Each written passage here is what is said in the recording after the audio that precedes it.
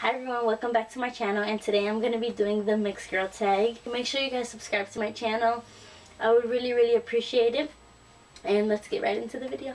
The first question is, what are you mixed with? So I am African American and Cuban. My mom is full Cuban and my dad is full African American. So I'm basically 50-50. That reminds me, my twin sister, who was in I think maybe 2 videos ago when I did her hair, yeah, she just recently got a DNA ancestry kit and she sent in her results through the mail, so we should be getting them soon. If you guys might want to update on that, I can bring her on my channel so we can, you know, reveal the results. But for right now, I'm saying I am half Cuban and half African American. The next question is, what ethnicity have you been mistaken for?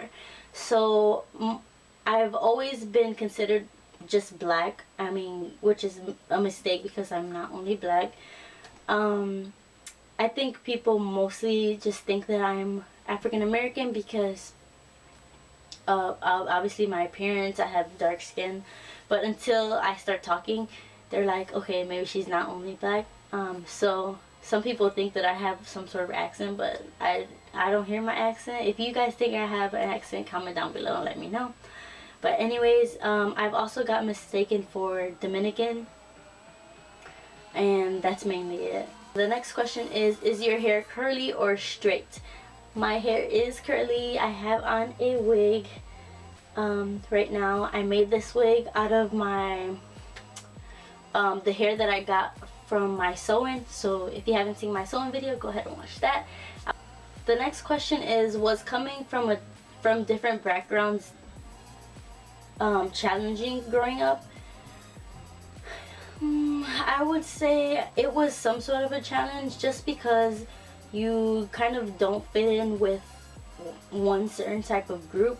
So basically, like, if I'm hanging around with African American peers, then I wouldn't quite fit in because I'm not full African American. And if I hang around with, you know, Hispanic or Latinos, I wouldn't quite fit in because I am half African American. So I think that's the most challenging part, that you aren't quite fitting in with one type of group.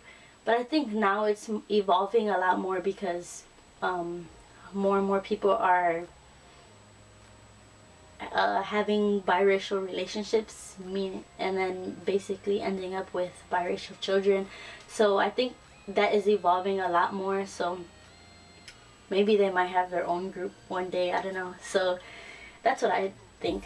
The next question is, what backgrounds do you embrace the most? I embrace the most my Cuban side. My parents aren't together anymore. When my mom and my dad were together, we mainly would go to like family events on my mom's side. We wouldn't really go to family events on my dad's side, and that was just my dad's choice. But I do embrace more of my Cuban side. I think mainly because I just grew up that way, and that was my surroundings. That's who, basically, I guess, my influences growing up. The next question is, have you ever been teased for being different? No, I've never been teased for being different. I've never really been teased at all much, but yeah, I've never been teased for being different. The next question is, have you ever been ashamed of being multiracial?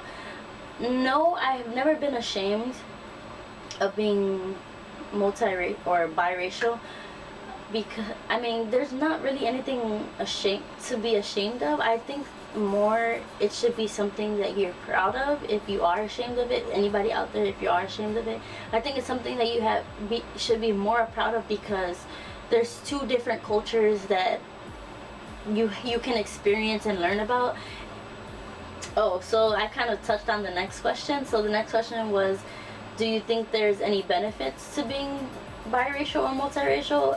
Yeah, I just explained, you know, that you get to have the experience of different cultures.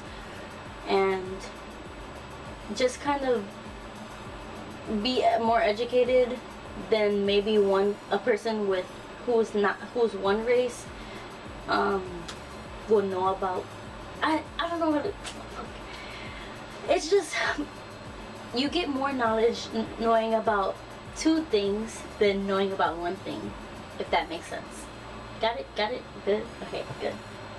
What makes being multiracial a beautiful thing? I think there are many beautiful things about being biracial or multiracial.